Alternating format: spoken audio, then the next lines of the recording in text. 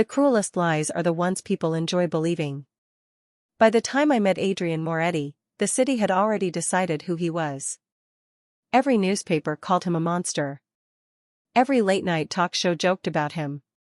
Every podcast claimed they knew another secret buried beneath his tailored suits and cold blue eyes. They said he ruined lives. They said no one ever walked away from him unchanged. They said loving him was the fastest way to destroy yourself. I believed every word. Why wouldn't I? I was Claire Bennett, a 27-year-old investigative reporter trying to prove I deserved the front page instead of another assignment covering neighborhood festivals and city council meetings. My editor tossed a thick folder onto my desk just after 8 on a gray Monday morning. "Forget politics," he said. "This is the story people actually care about." Across the cover was a photograph of Adrian stepping out of a black SUV beneath the lights of a downtown charity gala. His expression never changed despite dozens of cameras aimed at his face. The headline screamed in bold letters, "The man behind the dirty rumor." I opened the folder expecting facts. Instead, I found speculation stacked on top of anonymous sources, blurred photographs, and opinions disguised as evidence. Every page painted the same picture. Powerful. Untouchable. Dangerous. Yet something bothered me. No one seemed willing to attach their real name to any accusation. Every quote came from someone close or a trusted insider. Every story ended exactly where the answers should have begun. That afternoon rain rolled across Manhattan, turning the sidewalks into mirrors. I stood outside our office building watching people rush beneath umbrellas while the folder grew heavier beneath my arm. I should have been excited. This investigation could change my career. Instead, I felt uneasy, like I had accepted an invitation to solve a puzzle with half the pieces missing. My phone buzzed before I reached the subway. It was my editor again. "One more thing," he said. "If you get the interview, don't let him charm you. Men like Adrian survive because people forget what they are." I laughed quietly even though something about his warning lingered longer than the call itself. Charm wasn't what I expected. I imagined someone loud, arrogant, surrounded by bodyguards who spoke for him. Someone who enjoyed intimidating everyone around him. Someone who looked exactly like the headlines described. That night I spread every document across my tiny apartment floor. Coffee turned cold beside me while the city lights flickered through my window. I highlighted dates, circled names, and built timelines that refused to make sense. One rumor contradicted another. Witnesses appeared in one article only to disappear from every record afterward. The deeper I looked, the less certain I became. Then, tucked inside the final envelope, I found a single handwritten note without a signature. It read, "If you want the truth about Adrian Moretti, stop reading what everyone says. Watch what everyone refuses to see." At that moment I still thought I was hunting the biggest story of my career. I had no idea the story was already waiting for me. The handwritten note stayed in my coat pocket all night, its folded edges pressing against my hand every time I reached for my keys, as if it refused to let me forget those 13 words. The next morning I arrived at the newsroom before sunrise, hoping the quiet would help me think. Instead, I found another surprise waiting on my desk. My editor had left a sealed envelope with one sentence written across the front. "Your interview request was approved." I stared at it for several seconds before opening it. Inside was a single invitation to the Moretti Foundation annual community grant luncheon, scheduled for Friday at 11 o'clock. No personal interview. No exclusive access.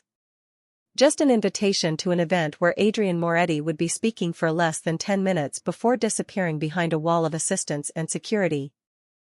"That is probably all you are going to get," my editor said as he walked in carrying his coffee. "Take pictures. Ask one question if you can. Do not expect answers." I nodded, but my attention remained fixed on the invitation. The Moretti Foundation. That name appeared only twice in the folder, buried beneath dozens of sensational headlines. Strange, considering the foundation had donated millions of dollars to public schools, food banks, and neighborhood clinics over the past decade. Why had no one mentioned that? I spent the rest of the morning digging through public records instead of gossip columns.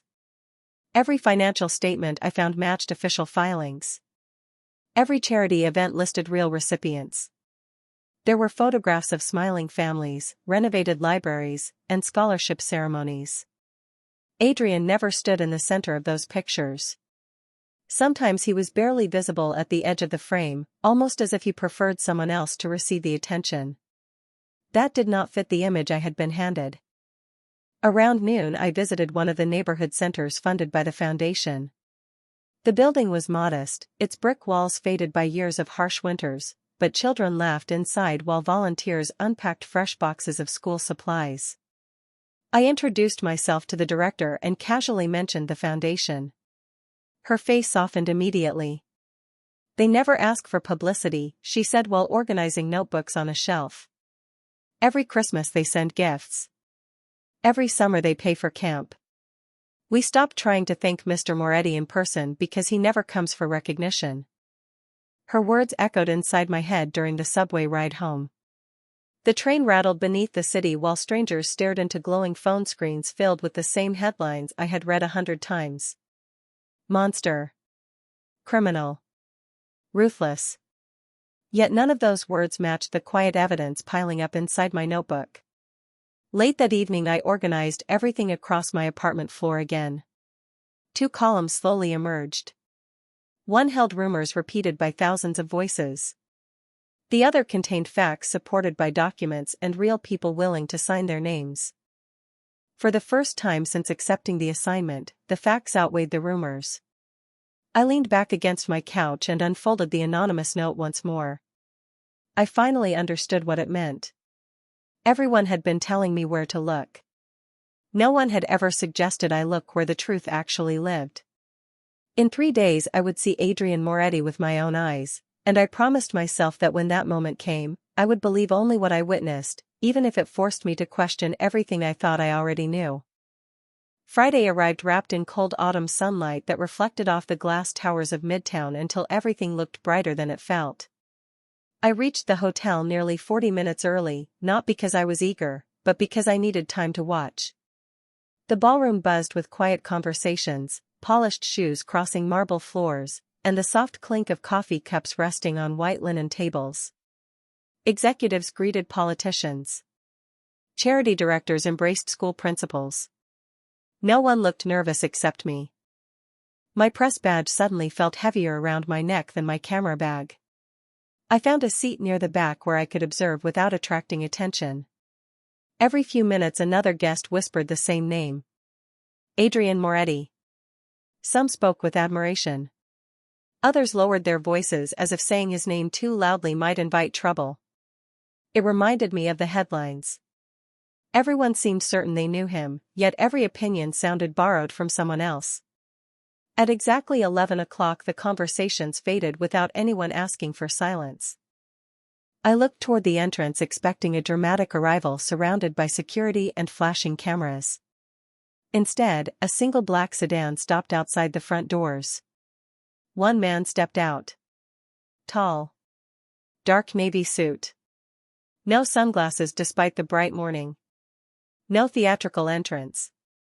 No smile for the photographers waiting across the street. Adrian simply thanked the driver with a small nod before walking inside at an unhurried pace. The room reacted before he spoke a single word. People straightened their jackets. Conversation stopped halfway through sentences. Volunteers smiled with genuine warmth. Children from a scholarship program rushed toward him carrying handmade thank you cards decorated with crooked crayons and glitter. I expected his assistants to stop them. No one did. Adrian lowered himself to one knee so he could speak at eye level with every child. He listened more than he talked. One little girl handed him a folded drawing. Instead of passing it to an assistant, he carefully slipped it into the inside pocket of his jacket as though it belonged beside something valuable.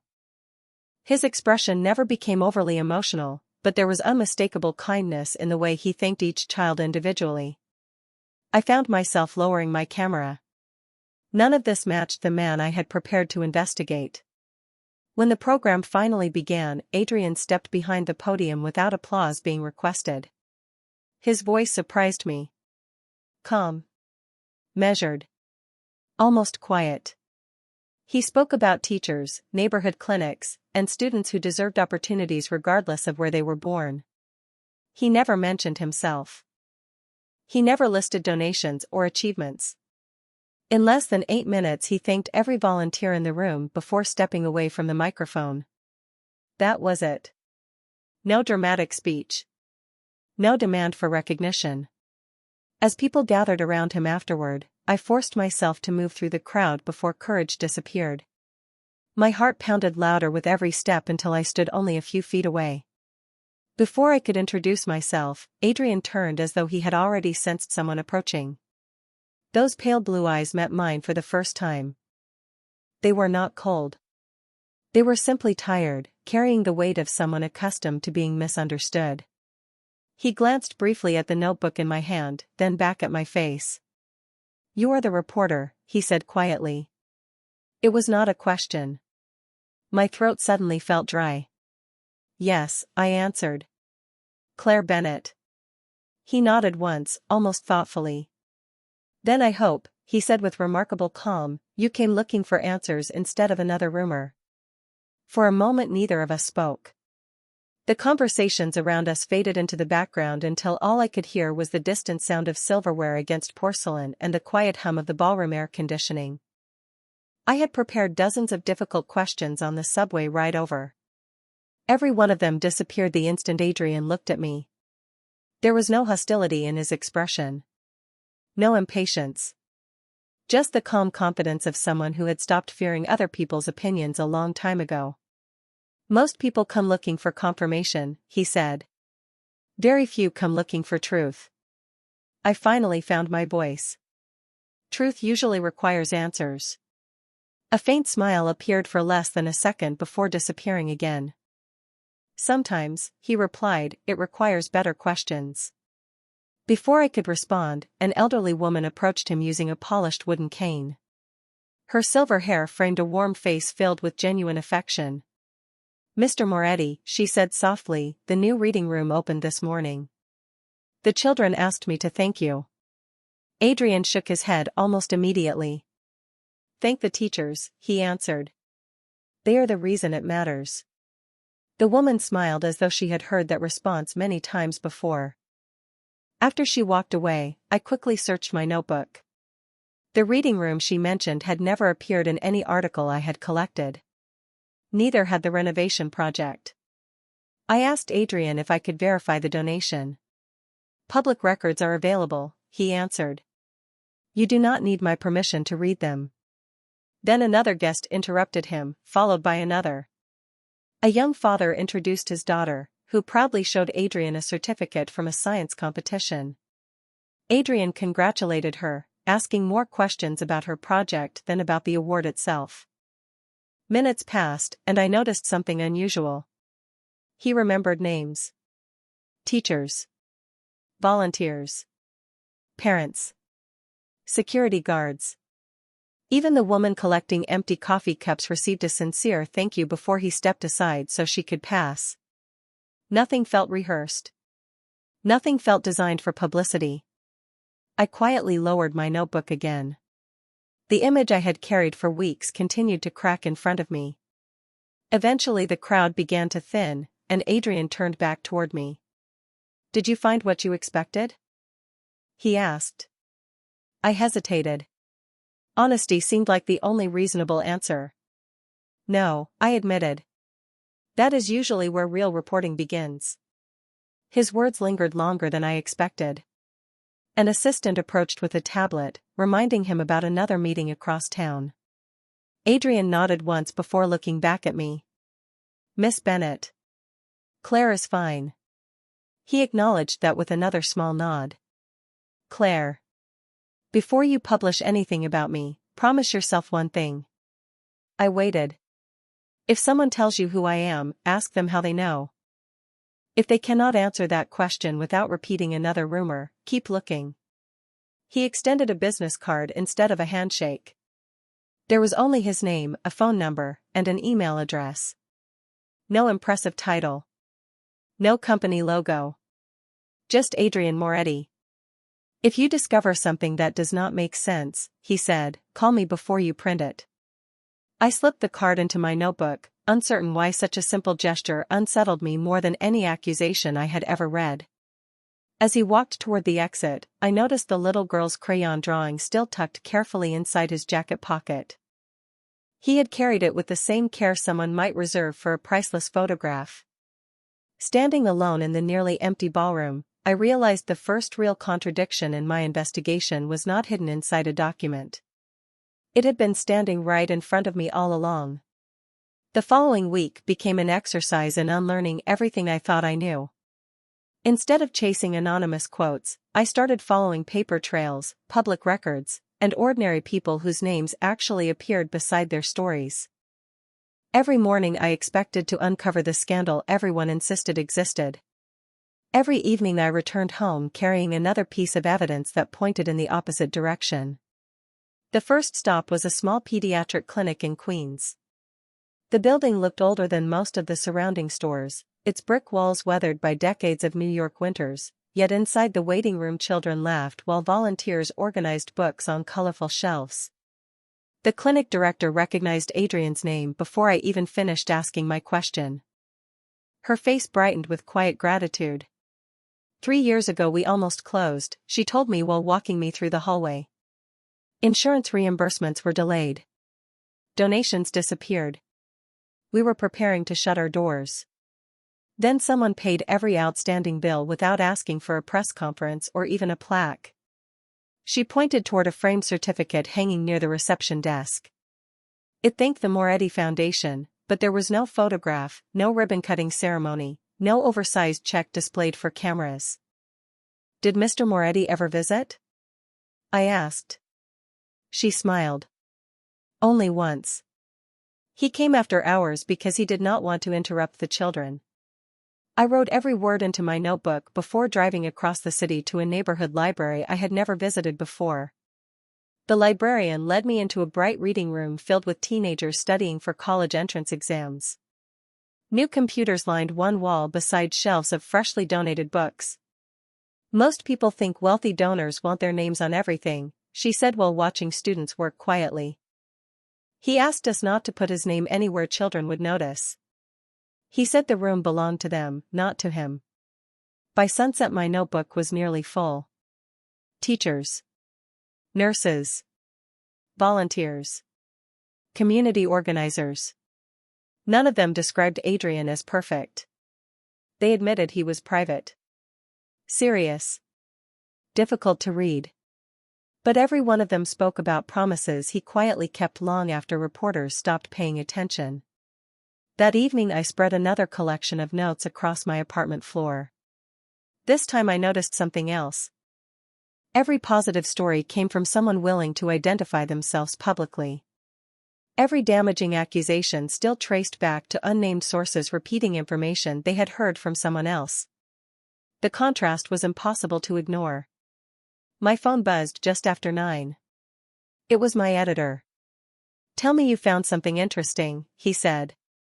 I looked at the mountain of handwritten pages surrounding me. "I found something unexpected." He laughed. "Unexpected does not sell newspapers." After the call ended, silence filled the apartment again. Rain tapped softly against the windows while traffic drifted through the streets below. I reached for Adrian's business card almost without thinking. My thumb rested against the simple black lettering. I had not called him because I wanted to solve this story on my own. Yet every answer I uncovered created another question. If this generous, disciplined man truly existed, why had an entire city become so willing to believe the worst about him without demanding proof? As I stared at the card beneath the dim light of my living room, I realized I was no longer investigating a man. I was investigating the remarkable distance between reputation and reality. The breakthrough arrived on an ordinary Tuesday morning when I almost ignored a voicemail from an unfamiliar number. The message was brief. "Miss Bennett, my name is Daniel Harper. I believe you have been asking questions about Adrian Moretti. There is something you deserve to see. If you still care about facts more than headlines, meet me at Riverside Park at 4 this afternoon. He left no explanation before the call ended. Every instinct from years of reporting told me to be cautious, but curiosity had carried me this far already. The park overlooked the Hudson River, where cold wind pushed ripples across the water beneath a pale afternoon sky. I spotted Daniel sitting quietly on a wooden bench, holding a worn leather folder across his lap. He looked to be in his late 60s, dressed simply, with kind eyes that seemed tired rather than afraid. "Thank you for coming," he said as I sat beside him. "I almost did not," I admitted. He smiled faintly. "That would have been understandable." For several moments he watched families walking nearby before speaking again. "People think they know Adrian because they know the stories. I knew him before there were stories." My pen paused above my notebook. Daniel explained that he had directed a youth mentorship program nearly 15 years earlier. At the time, the organization had nearly collapsed after losing several major sponsors. He expected the doors to close within weeks.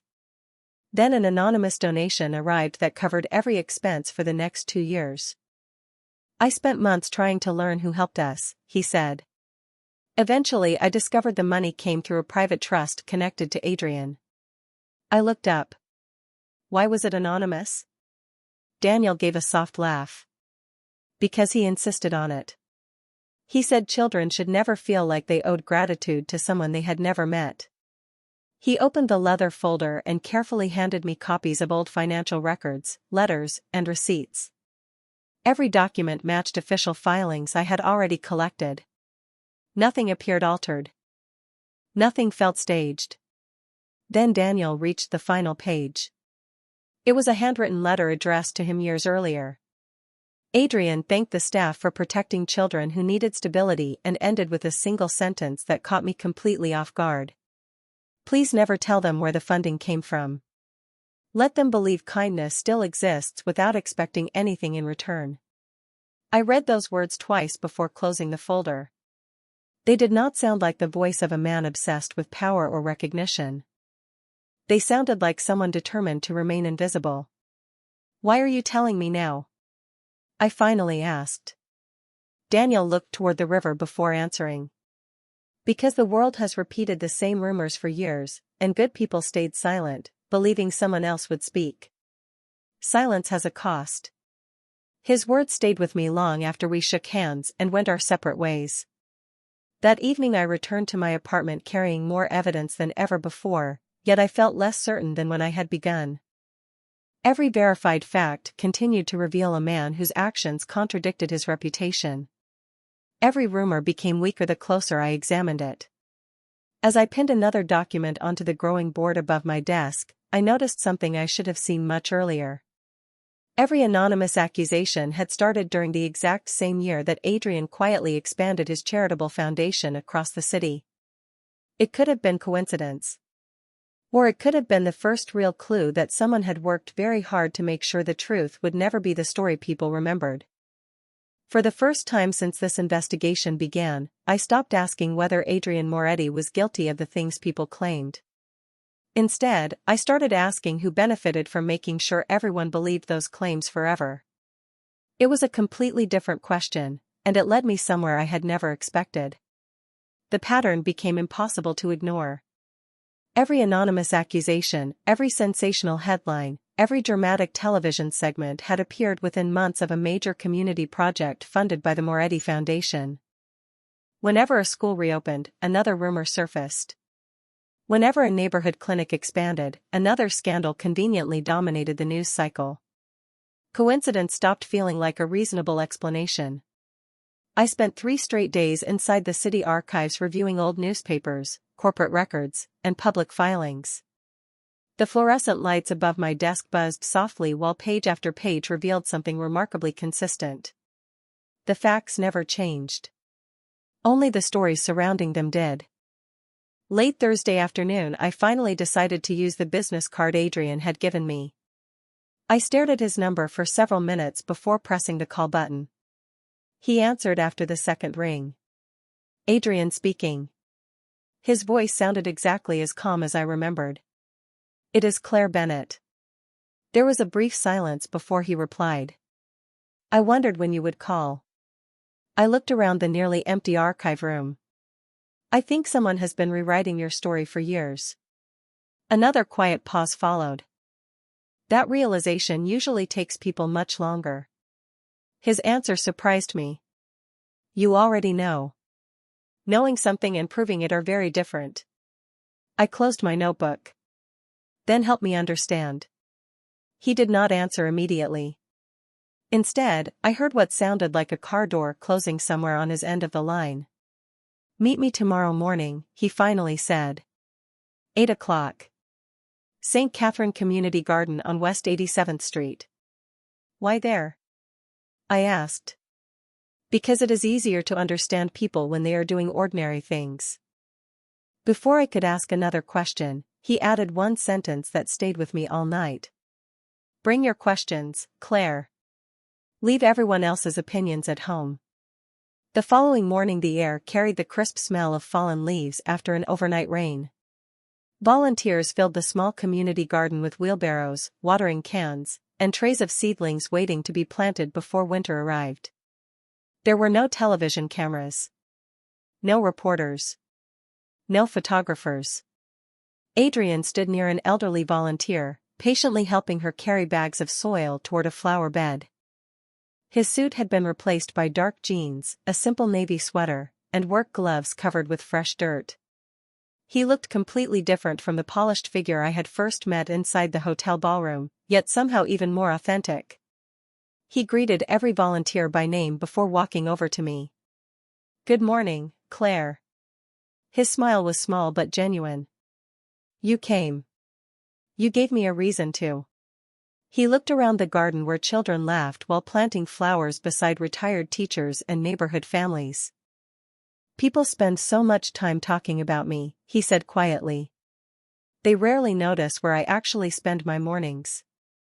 I followed his gaze across the peaceful garden, realizing that none of this matched the public image that had filled newspaper headlines for years.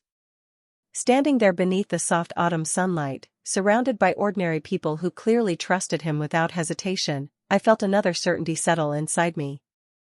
Whatever truth I was searching for, it was no longer hidden behind Adrian Moretti.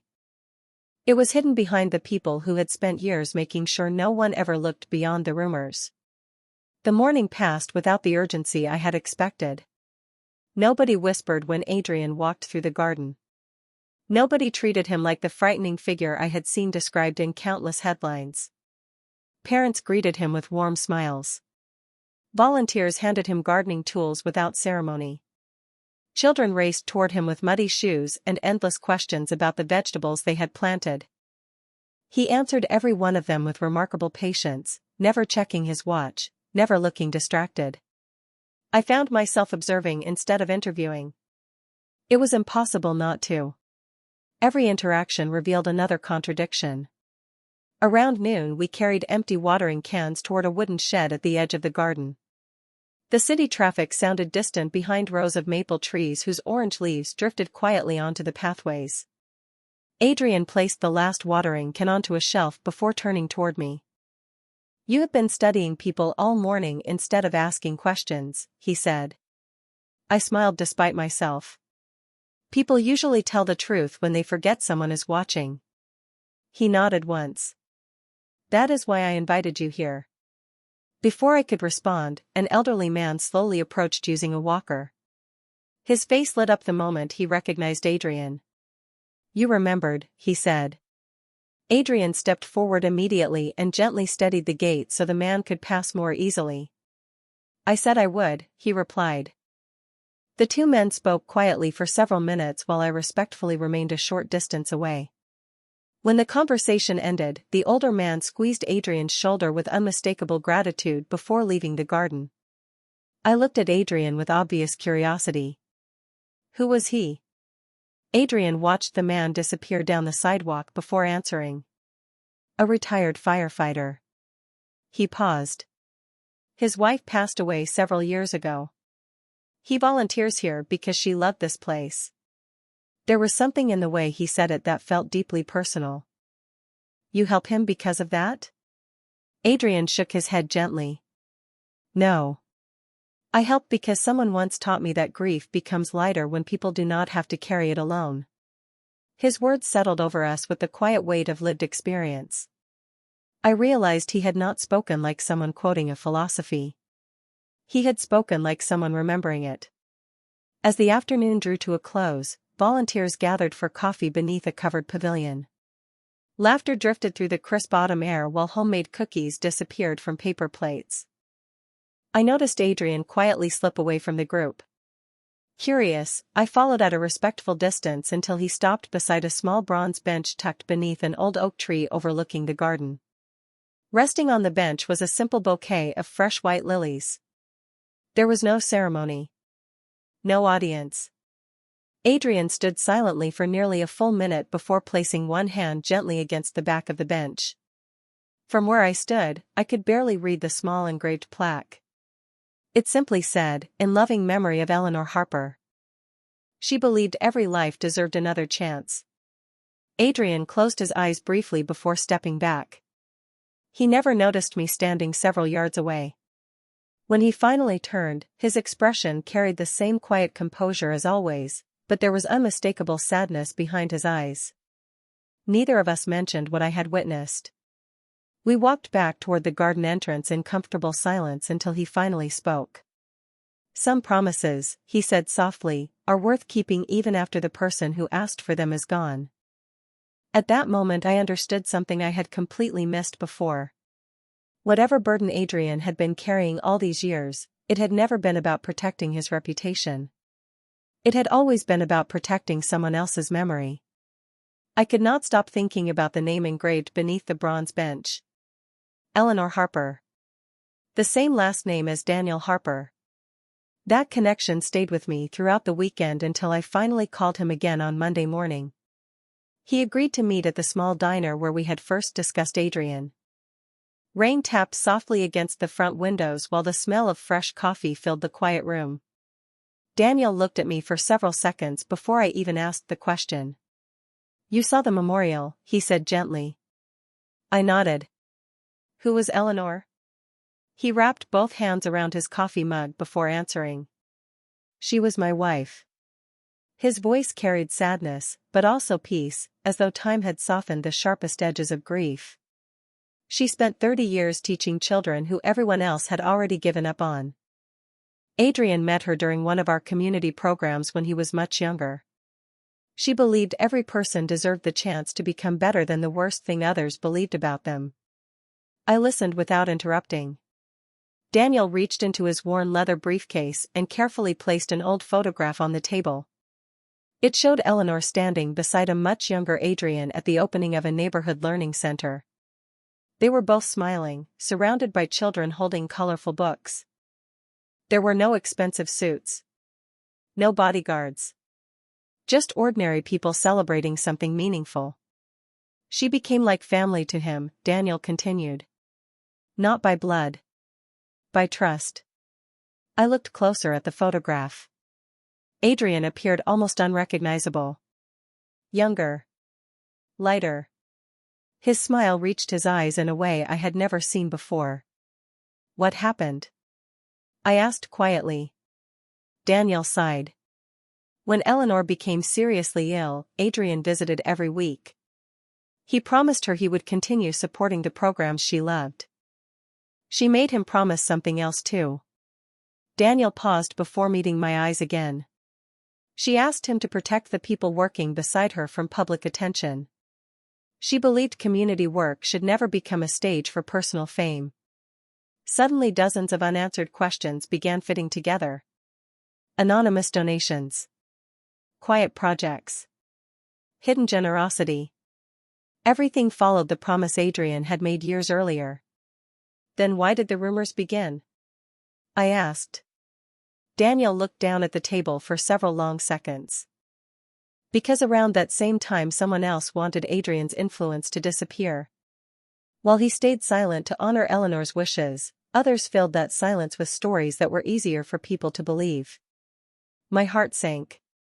Adrian had never defended himself because every public argument would have drawn attention to the very people he had promised to protect. I left the diner carrying another folder filled with photographs, letters, and official records that Daniel trusted me to examine. Walking through the crowded Manhattan sidewalks, I realized something that unsettled me more than any rumor ever had. The truth had never actually been hidden. It had simply been overshadowed by louder voices. That evening I spread the new documents across my apartment floor beside everything I had already collected. The timeline was finally beginning to make sense. The charitable projects, the anonymous donations, the first wave of damaging stories, and Adrian's remarkable silence all started within months of the promise he had made to Eleanor. I stared at the growing wall of evidence until one thought refused to leave my mind. Sometimes the strongest person in the room is not the one who fights back. Sometimes it is the one who quietly accepts being misunderstood because keeping a promise matters more than protecting a reputation. The evidence covering my apartment walls no longer looked like separate discoveries. It looked like a single story waiting for someone brave enough to tell it honestly. Photographs connected to financial records. Community projects matched dates on anonymous articles.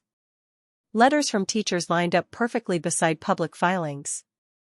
Every piece supported the next until the entire picture became impossible to dismiss. I carried copies of everything to the newsroom the following morning, believing my editor would finally see what I had found. Instead, he quietly closed his office door before I had even finished explaining. He leaned back in his chair, folded his hands, and looked at me with an expression that was somewhere between concern and disappointment. "Claire," he said carefully, "this is not the story we assigned you." I stared at him, unsure I had heard correctly. "This is exactly the story," I replied. "It is just not the one everyone expected." He sighed heavily before sliding one of the newspaper clippings back across his desk. "Readers already believe they know Adrian Moretti. They are not looking for redemption." I felt my frustration rising. Journalism is supposed to follow evidence, not expectations. He remained silent for several seconds. Sometimes evidence is not enough to change public opinion. His words stayed with me long after I left his office. Outside, Manhattan moved with its usual relentless rhythm. Yellow taxis rushed through intersections while pedestrians hurried beneath the cold afternoon sky without noticing the questions racing through my mind. For the first time in my career I understood how easily the truth could lose to a more convenient story. That evening my phone rang just as I finished organizing another stack of documents. Adrian's name appeared on the screen. "How did your meeting go?" he asked quietly. I laughed once without humor. "You already know." "I know how these conversations usually end." I looked at the city lights beyond my apartment window. "Does it ever make you angry?" There was a long pause before he answered. "It used to." His voice remained calm. Then Eleanor reminded me that frustration rarely changes hearts. Consistency does. I leaned against the window, watching light rain begin to fall across the streets below. "I finally understand why you never fought every rumor." "Do you?" he asked gently. "You stayed silent because defending yourself would have brought attention to people who never wanted the spotlight." Another quiet pause followed. "That is part of it," he admitted. "The other part is harder to explain." "Try me." I heard him exhale softly. When people decide to believe the worst about someone, arguments rarely change their minds. I chose to spend my energy helping the people who already trusted me instead of convincing strangers who had already reached a verdict. His answer settled deeply inside me because it matched everything I had witnessed over the past several weeks. Every school. Every clinic. Every community garden. Every quiet promise kept without applause. None of it had been an attempt to repair his image. It had simply been the life he chose to live regardless of what anyone believed. After the call ended, I returned to the wall of evidence covering my apartment. This time I did not see documents. I saw responsibility. If Adrian had carried someone else's promise for years, then perhaps I had been handed a different promise without realizing it. Not to protect one man, but to protect the truth itself. And for the first time since this investigation began, I was no longer afraid of where that promise might lead. I spent the next 4 days writing the most difficult article of my career. Not because the facts were complicated, but because I understood exactly what they challenged. Every paragraph asked readers to reconsider something they had accepted without question for years. I refused to include anonymous accusations.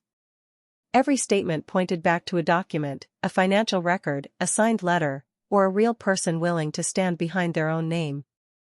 I interviewed teachers who had watched schools remain open because of quiet donations. I spoke with nurses whose clinics continued treating families after unexpected funding arrived.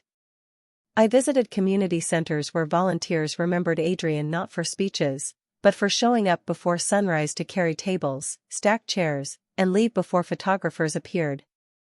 By the time I finished, my article was less about one man and more about the extraordinary difference between reputation and evidence. My editor read every page without speaking. When he finally looked up, he removed his glasses and rubbed the bridge of his nose. "If we publish this," he said carefully, "people will accuse us of changing sides." I met his eyes without hesitation. "We are not changing sides. We are following the truth." The room remained silent for several long moments. Then he reached for his pen and quietly signed the approval form. "Make sure every citation is perfect," he said. "If we are going to ask people to rethink years of assumptions, we cannot leave room for doubt." The article appeared online just after 6 o'clock the following morning. I barely slept the night before. Coffee sat untouched beside my laptop while I watched the first comments begin to appear. Some readers dismissed the story before reaching the second paragraph. Others admitted they had never seen many of the documents I had included. As the hours passed, teachers, librarians, doctors, volunteers, and parents started sharing their own experiences. Many uploaded photographs taken years earlier.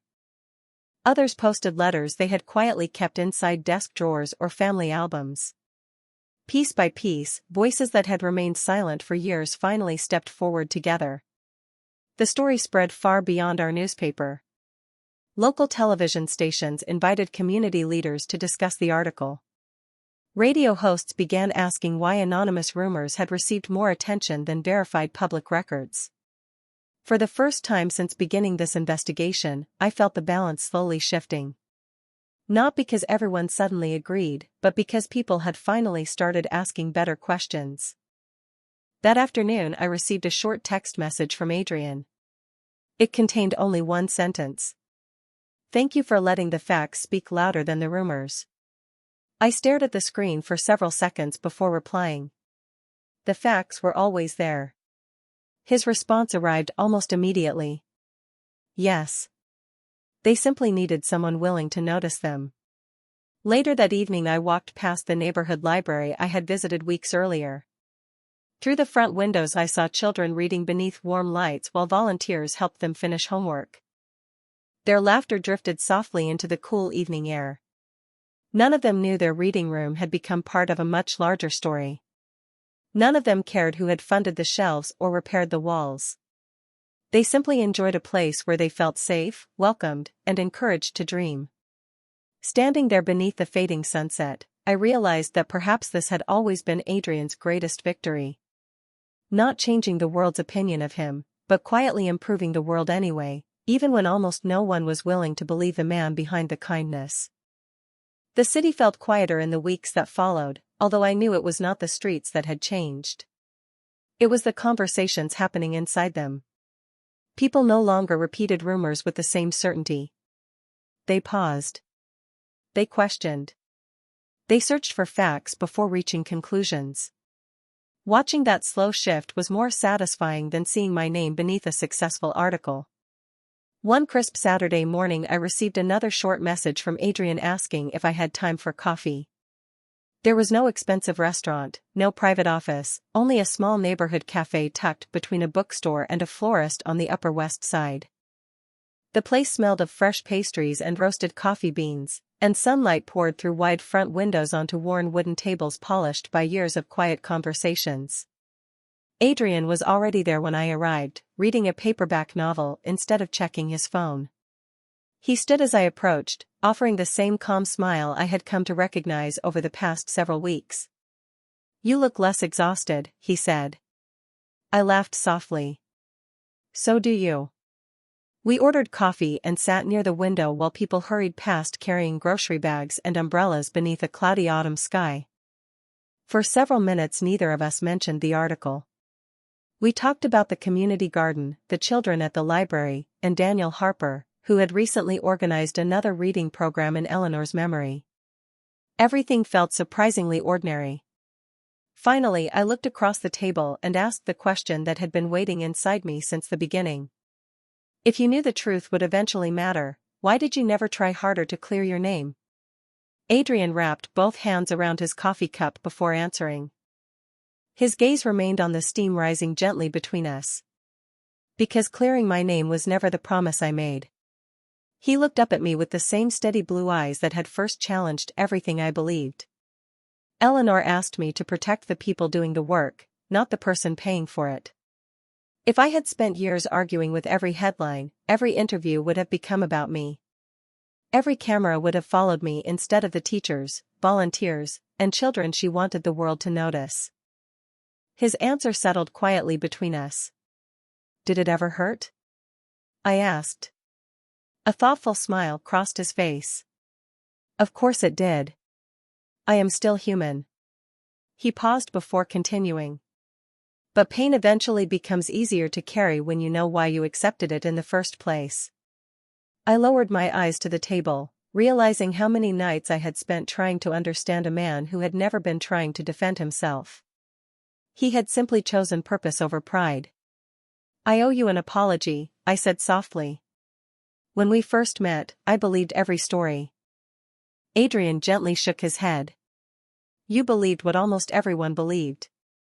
The difference is that you were willing to change your mind after the evidence changed your understanding. That is not something to apologize for. That is something to protect." We finished our coffee without rushing. As we stepped outside, cool air carried the scent of rain through the city once again. People walked past us without recognizing either of us, and somehow that felt appropriate. Before we went our separate ways, Adrian looked toward the busy sidewalk and quietly said something I knew I would remember for the rest of my life. "Reputations belong to strangers, Claire. Character belongs to the people who stay when nobody is watching." Winter arrived quietly, covering the city in pale morning light that softened even the sharpest corners of Manhattan. Months had passed since my article was published, yet I still found myself noticing small reminders that truth has a slower heartbeat than rumor, but it lasts much longer. The community garden was thriving despite the cold. The library remained full every afternoon. The neighborhood clinic had expanded its pediatric program once again. None of those places displayed Adrian's name in large letters. They never had. They simply continued changing lives one ordinary day at a time. My own life had changed just as quietly. I no longer measured success by the number of people reading my stories. I measured it by whether the people living those stories felt seen with honesty and respect. One Saturday morning I returned to the bronze bench beneath the old oak tree. Fresh white lilies rested beside Eleanor Harper's memorial exactly where I had first seen them. Snowflakes drifted gently across the garden while the city seemed to pause beneath the peaceful silence. Adrian was already there, standing with his hands in the pockets of a dark wool coat. He turned as I approached and smiled with the familiar calm that had become impossible for me to mistake. "You remembered," he said. "I think I always will," I answered. We stood together without speaking for several minutes. The silence felt comfortable now, no longer filled with unanswered questions.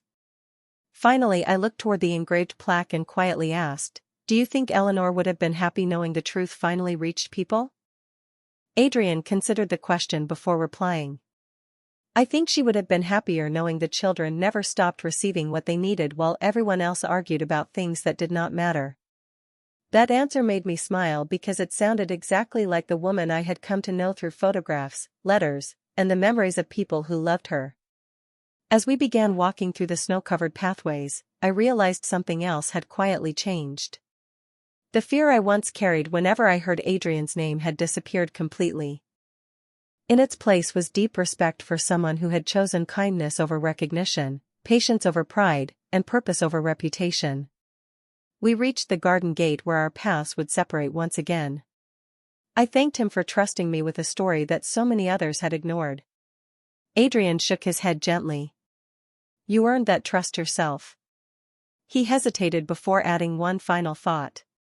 People often ask whether I regret staying silent for so many years. His pale blue eyes met mine with the same steady confidence I had first seen months earlier. I never wanted the world to believe in me, he said quietly. I only hoped one person would care enough to look beyond what the world believed. I felt tears gathering despite the cold wind. I am glad I kept looking, I whispered. Adrian smiled, the warmest smile I had ever seen from him, before turning toward the quiet streets disappearing beneath fresh snow. I watched him walk away until he became another ordinary figure among countless others crossing the city he had quietly served for years. Long after he disappeared from sight, I remained standing beside Eleanor's garden, finally understanding that love does not always begin with admiration. Sometimes it begins with courage. The courage to question easy answers. The courage to listen before judging. The courage to believe actions long after words have faded. Because in the end, the strongest hearts are not remembered for winning every argument. They are remembered for keeping every promise.